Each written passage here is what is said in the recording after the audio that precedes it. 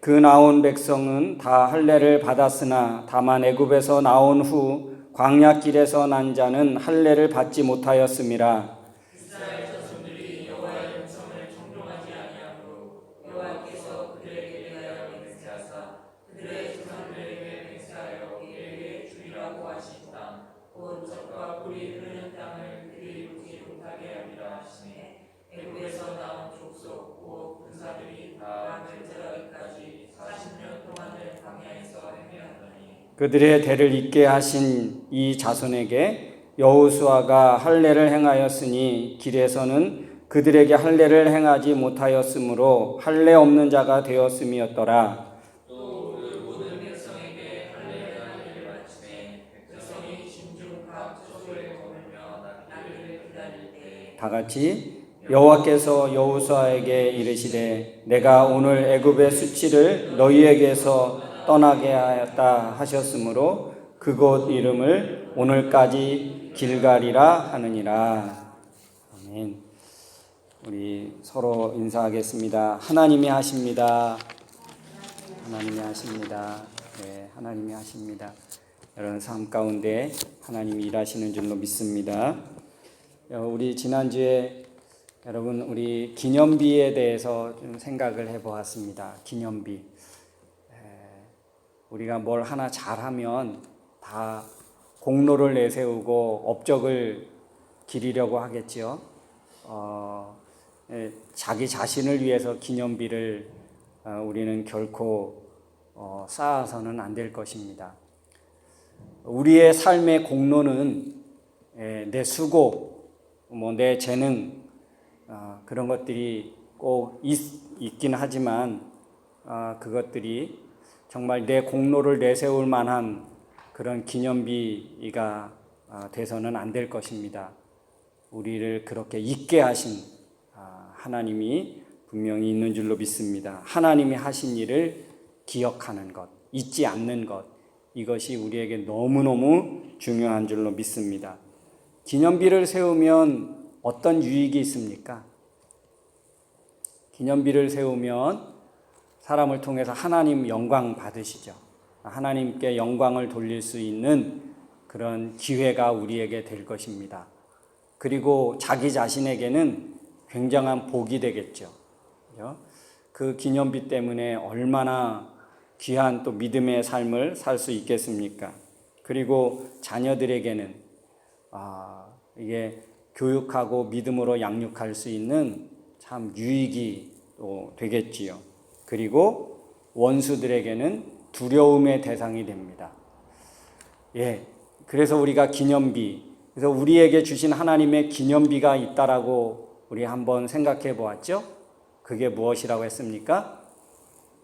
저는 하나님의 성경, 바이블, 성경과 십자가, 이것이 인류의 하나님의 최고의 기념비, 우리가 잊을 수 없는, 잊어서는 안 되는 하나님의 최고의 기념비적인 것, 이게 바로 하나님이 두 가지를 주신 것 같습니다.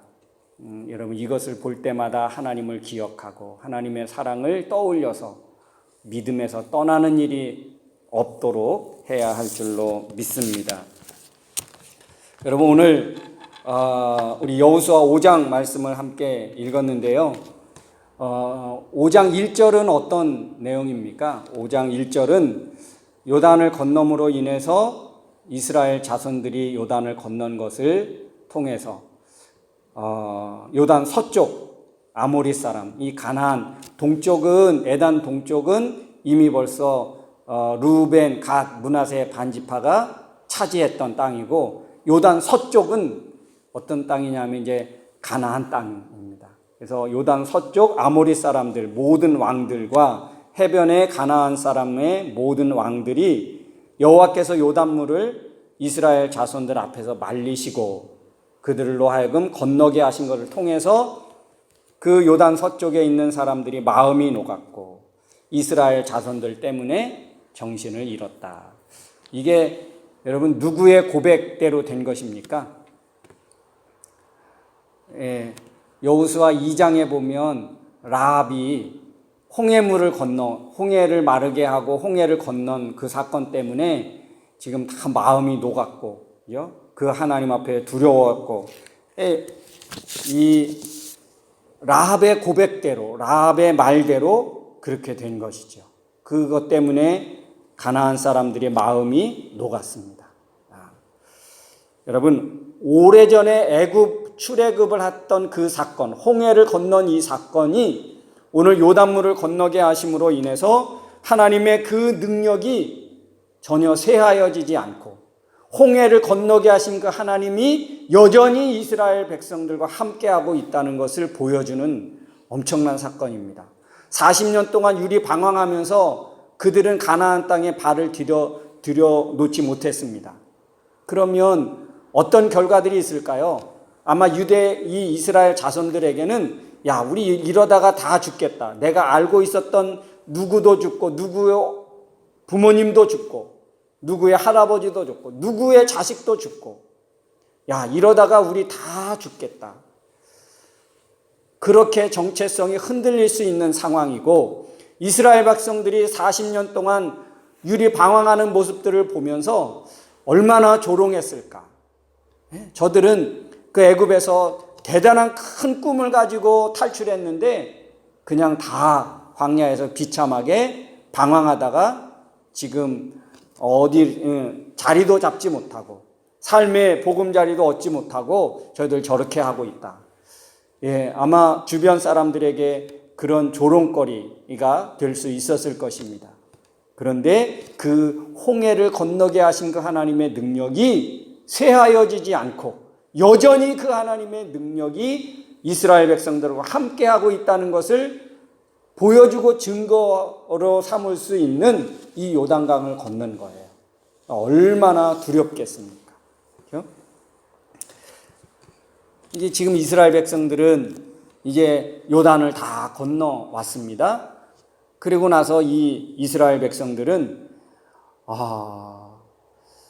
앞으로 가자니 지금 가나안 사람들과 전쟁을 해야 되고 전쟁이 두려워서 뒤로 물러가자니 지금 가장 물이 많은 시기 이 요단물이 넘실넘실 거리는 그런 때 그래서 정말 하나님의 기적 같은 은혜가 아니면 다시 돌아갈 수도 없는 그런 처지에 있습니다. 그러니까 앞으로 나가자니 전쟁을 해야 되고 뒤로 물러서자니 지금 요단물이 그들을 가로막고 있고 이런 정말 절박한 위기 가운데 절박한 상황 가운데 그들이 있게 되는 거죠. 여러분 우리가 태평양을 건너왔습니다. 어떤 모습으로 왔든지 왔습니다.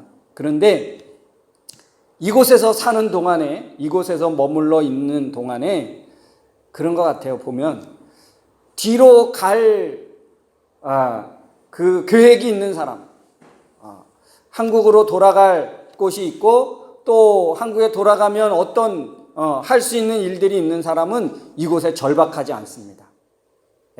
뒤로 후퇴할 계획이 있는 사람은 뒤로 돌아갈 수 있는 길이 열려져 있는 사람은 이곳에서의 삶을 절박하지 않아요. 공부하러 왔습니다. 여러분 뒤로 갈 퇴로를 뒤로 갈 수 있는 후퇴의 길을 여러분 막아 놓으십시오. 이곳에 머물러 있는 동안은 나는 앞으로 전진한다. 뒤로 언제든지 갈 수 있다라고 하는 그 후퇴의 길이 있는 사람은 이곳에서 절박하게 생활하지 않아요. 근데 그 길을 의식적으로 좀 막아 놓으십시오. 이곳에 보낸 하나님의 뜻이 있을 거다. 나를 이곳으로 보낸 하나님의 계획이 있을 거다 생각하고 여러분 이곳에서 하나님 예배하고 훈련받고 정말 하나님의 뜻을 이루기 위해서 절박한 심정으로 살아가는 거예요. 내 인생의 후퇴는 없다. 그래야 뭔가 이곳에서 진실하게 성실하게 뭔가 도전하며 살아가지. 그래서 뭔가 얻은 게 있는 거예요. 근데 앞으로 가자니 영어가 안 되고 그래 안 되니까 그냥 기간만 때우고 나는 뭐 가서 잘하면 되지. 이렇게 돼 있는 사람은 성실하게 이 땅의 삶을 살지 않습니다. 절박하게 이 땅의 삶을 살지 않는 거예요.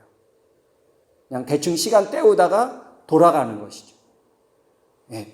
여러분, 오늘 우리는 지금 이스라엘 백성들이 요단물을 건넌 상황과 어쩌면 같다라고 생각하십시오. 그런데 다 건넜습니다. 이제 어떻게 해야 될까? 뭔가 싸움을 할 수 있는 군사를 모집하고 전략을 세우고 뭔가 지도자들을 모아가지고 야 이제 어떻게 해야 되나 막 그렇게 해야 되는 상황인데 하나님이 여호수아에게 정말 신기한 우리의 생각을 확 깨는 일을 하나님이 명령하십니다. 그게 뭐예요? 할례를 행하라는 거예요. 할례. 이스라엘 백성들은 애굽에서부터 할례를 행해 왔고 아브라함, 야곱, 이삭 다 할례를 행해 왔습니다. 이것이 이스라엘 백성들에게는 정말 당연히 해야 되는 것이고 꼭 해야 되는 것입니다. 난지 8일 만에 남지 8일 만에 그들은 다 할례를 행해야 했습니다. 그 고통이 얼마나 큰지 모릅니다. 그러니까 보통 우리 남자 형제들은 다 하게 되죠.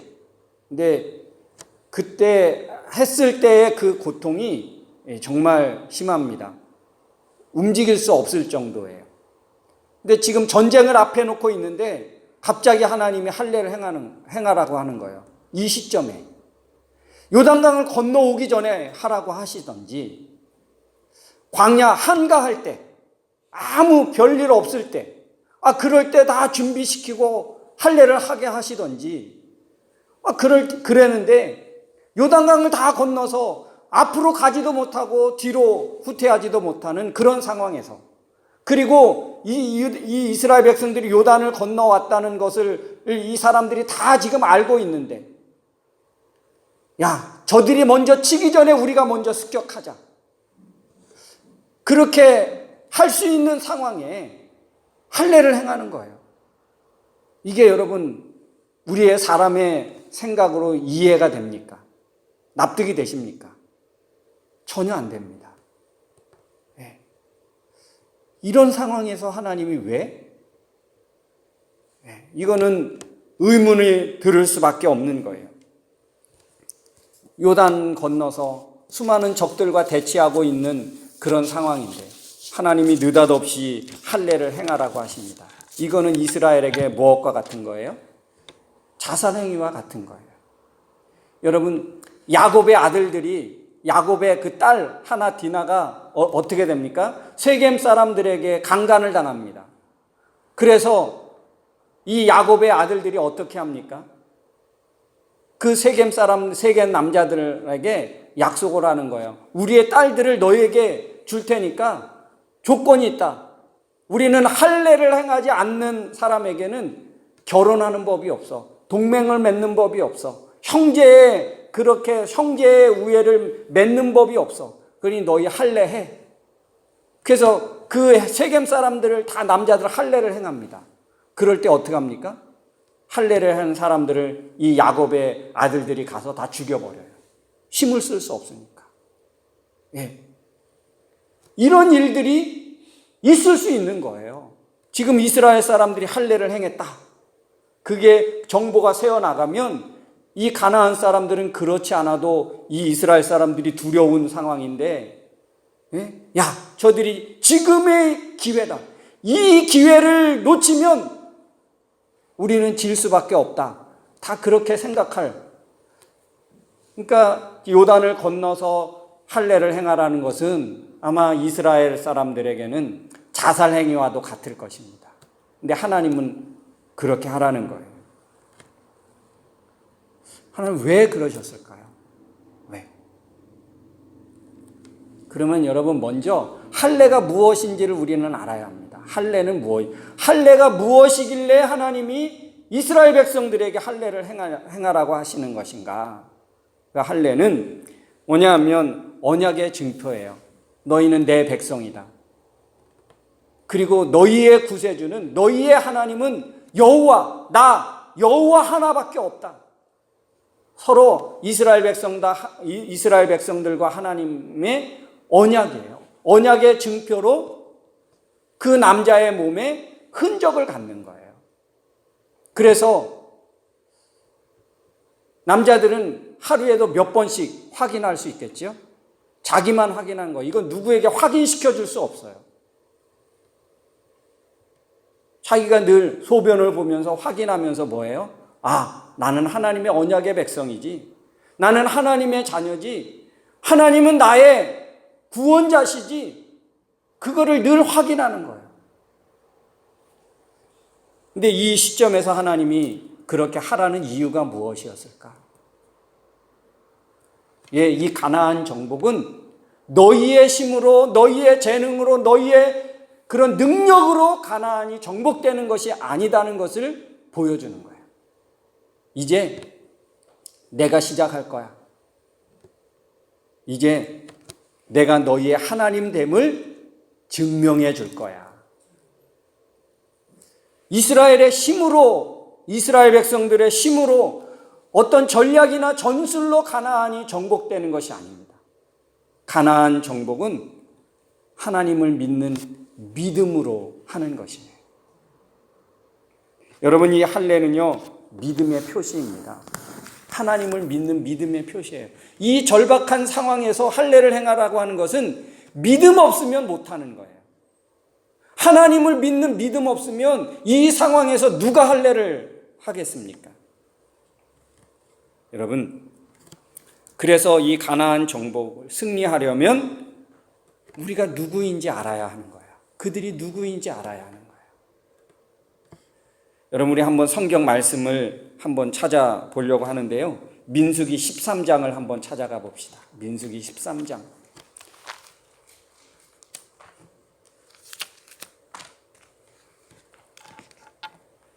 왜 이 상황에서 하나님은 할례를 행하게 하셨을까? 민수기 13장을 가봅시다. 28절 먼저 읽겠습니다. 민수기 13장 28절 같이 읽겠습니다. 그러나 그 땅 거민은 강하고 성읍은 견고하고 힘이 클 뿐 아니라 거기서 아낙 자손을 보았고. 여러분, 가나안 땅을 정탐하고 온 12사람이 있었지요. 그들이 가나안 땅을 보고 온 보고를 지금 하고 있습니다.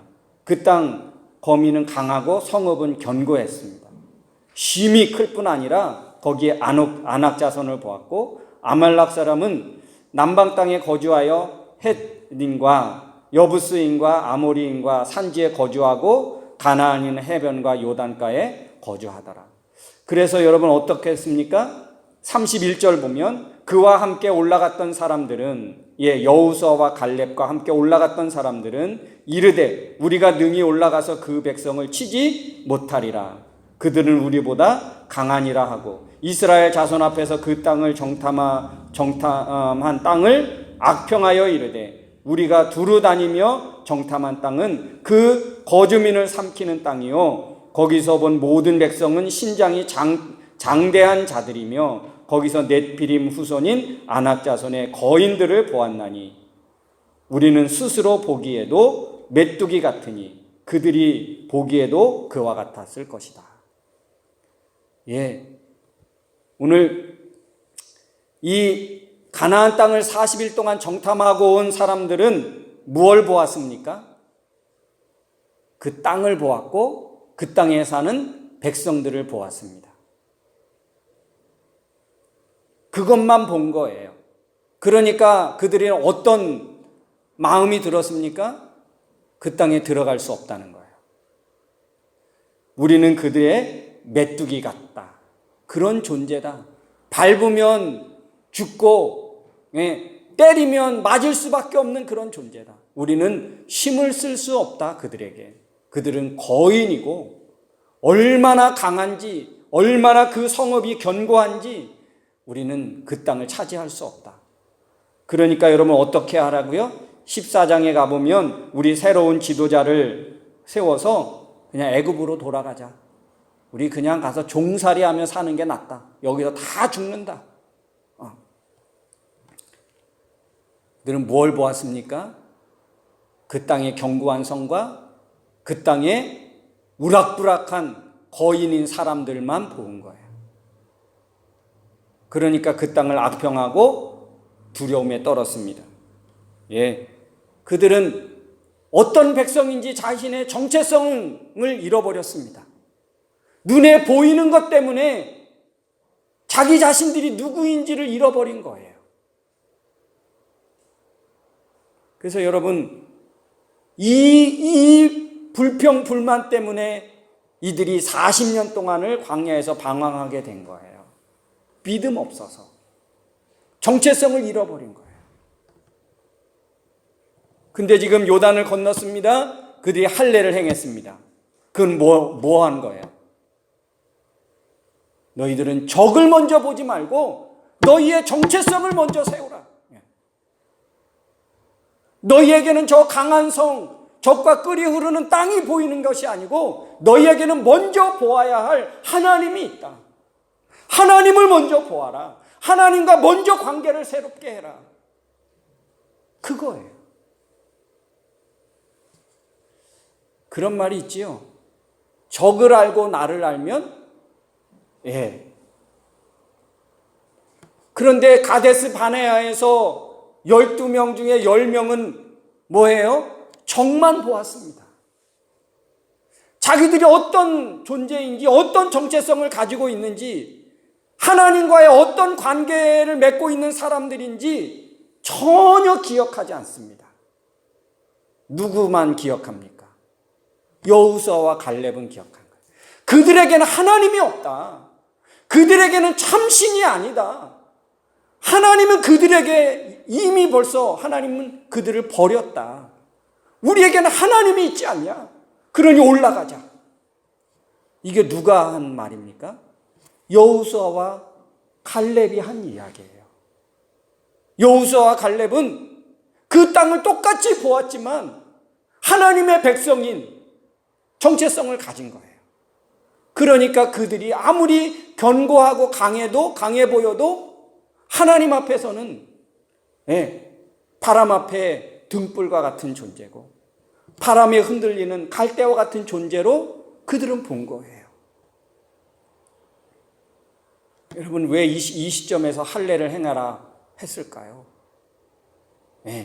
너희들은 먼저 가나안 여리고 성을 먼저 보지 말고 여리고 백성들을 먼저 보지 말고 가나안 백성들을 먼저 보지 말고 그들이 사용하는 무기를 보지 말고 그들이 첨단화되는 그런 기술을 보지 말고 너희들은 할례를 행하면서 하나님을 기억해라. 내가 너희와 함께 한다는 것을 기억해라. 내가 너희들 앞서 싸운다는 것을 기억해라. 하나님이 그러신 거예요. 여러분, 우리가 이 세상을 살아가면서 무엇을 생각하고 무엇을 먼저 바라봐야 하겠습니까?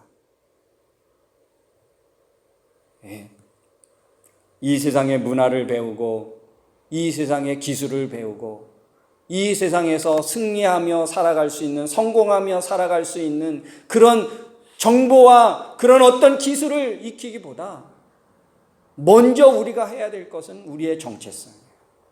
나는 누구인가? 여러분, 이것이 하나님의 얼마나 귀한 관심사인지 여러분 아십니까? 예수님이 12제자들에게 묻습니다. 12제자를 다 파송해서 귀신을 내어 쫓고 병든 자를 고치고 하나님이 그런 능력을 그들에게 주셨어요. 그들이 다 행하고 왔습니다. 그러면서 예수님에 대한 소문을 사람들이 말하는 것을 듣습니다. 예수님, 우리가 나가서 할 때 예수님을 뭐라고 하신지 아십니까? 예수님을 엘리야라고, 하나님이 예비해 두신 어떤 선지자라고 그렇게 사람들이 지금 막 떠들고 있습니다.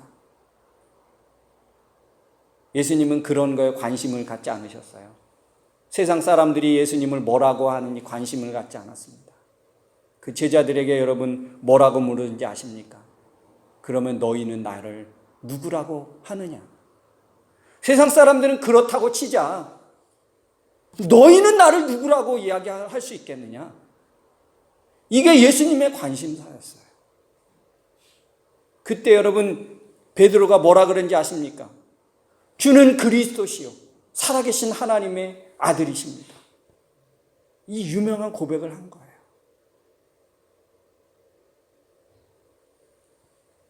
자신의 정체성을 바로 아는 거죠. 믿음이 없으면 할례를 못합니다. 할례하는 이 시점이 정말 기막힌 시점인 거예요. 도저히 순종하기 어려운 시점인 거예요. 믿음이 없으면 할 수 없는 그런 행위인 거예요. 그래서 할례는 믿음의 표현이었던 거예요. 그들이 하나님을 얼마나 사랑하는지, 그들이 하나님을 얼마나 의지하는지, 그들이 하나님을 얼마나 그들의 주인으로 중심에 모시고 섬기고 살아가는지, 그것을 하나님이 테스트하시는 거예요. 자기의 생각, 경험, 세상적인 어떤 세상의 방식, 이거 내려놓지 않으면 할 수 없는 거예요. 하나님의 뜻대로 갈 수 없지요. 이 상황에서 할례를 행한다는 것은 다 내려놓고 내 생각과 내 뜻과 내 계획을 다 내려놓고 하나님께 하나님 원하시는 대로 나간다는 그런 믿음이고 결단이고 순종인 것입니다. 여러분, 하나님의 뜻대로 살면 안 되는 것 같은데, 별거 없는 것 같은데, 네, 여러분, 그런 일에 엄청난 하나님의 은혜가 있고 하나님의 능력이 나타나는 줄로 믿습니다. 여러분, 불순종할 이유가 참 많죠. 세상과 타협할 이유와 조건이 우리에게는 얼마나 많이 있는지 모릅니다. 자기를 합리화하기에 딱 좋은 일들이 많지요. 여러분, 그러면 어떤 결과가 일어나겠습니까? 하나님의 자녀로서 가나안 정복은 불가능해지는 거예요. 다시는 애굽을 그리워하거나 광야로 돌아가지 않겠다는 그런 결단과 각오, 이게 바로 할례를 행하는 것입니다. 하나님의 백성의 표시를 새겨놓는 것, 가나안 정복의 조건, 이게 바로 할례였습니다. 하나의 의식이 아니었습니다. 이것을 통해서 오늘 이스라엘 백성들에게 하나님이 무엇을 약속해 주셨습니까? 오늘 여호수아 5장 9절 말씀을 한번 보겠습니다. 같이 한번 읽어보겠습니다. 여호수아 5장 9절 한번 다시 돌아와서 이 할례를 행한 것 때문에 하나님이 이스라엘 백성들을 통해서 어떻게 하시겠느냐. 같이 한번 읽겠습니다. 시작. 여호와께서 여호수아에게 이르시되 내가 오늘 애굽의 수치를 너희에게서 떠나가게 하였다 하였으므로 그곳 이름을 오늘까지 길갈이라 하였느니라. 애굽의 수치를 너희에게서 떠나게 하였다. 여러분, 애굽의 수치가 어떤 것입니까? 그들은 430년 동안 종살이했습니다. 그들은 얼마나 그런 성들을 쌓고 길을 닦느라 그 노역을 부림을 받았고 얼마나 고통스럽고 얼마나 고난의 역경이 컸는지 모릅니다. 방황의 수치요, 그들은 죄의 수치를 당할 수밖에 없었습니다. 애굽의 수치가 그들에게 있지요. 그런데 이제는 더 이상 애굽의 그 수치 같은 일이 너희에게 있지 않게 하겠다는 거예요. 하나님이 이곳에서 할례를 행하는 것을 통해서 8절에 할례를 행하기를 마침에 하나님이 여호수아에게 말씀하신 거예요. 다시는 너희가 애굽의 수치를 당하지 않게 해주겠다. 믿음은 우리의 모든 죄의 수치와 방황의 수치를 끝나게 하는 줄로 믿습니다. 이 믿음이 하나님의 새로운 약속의 삶을 우리에게 허락해 주신 것입니다. 믿음은 과거와 연관된 모든 수치를 물리치는 그런 하나님의 은혜인 줄로 믿습니다.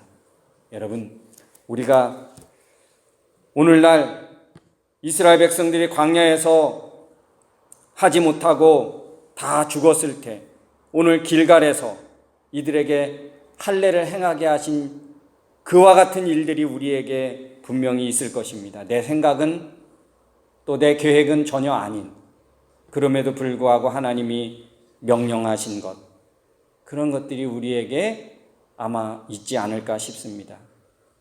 그럴 때 우리는 어떻습니까? 할 수 없는 조건들을 생각하고 자기의 합리화를 하면서 이제 충분히 안 할 수 있을 거예요. 여러분, 우리의 정체성을 바로 합시다. 나는 하나님이 선택해서 자녀 삼아주신, 그래서 이 땅에서의 삶만 아니라 영원한 하나님의 나라를 약속해 주신, 약속받은 사람이지. 그러면 나는 어떻게 살아야 될까? 그 정체성을 회복하는 저와 여러분 되어야 할 줄로 믿습니다. 우리 한번 이 시간 기도하기를 원합니다.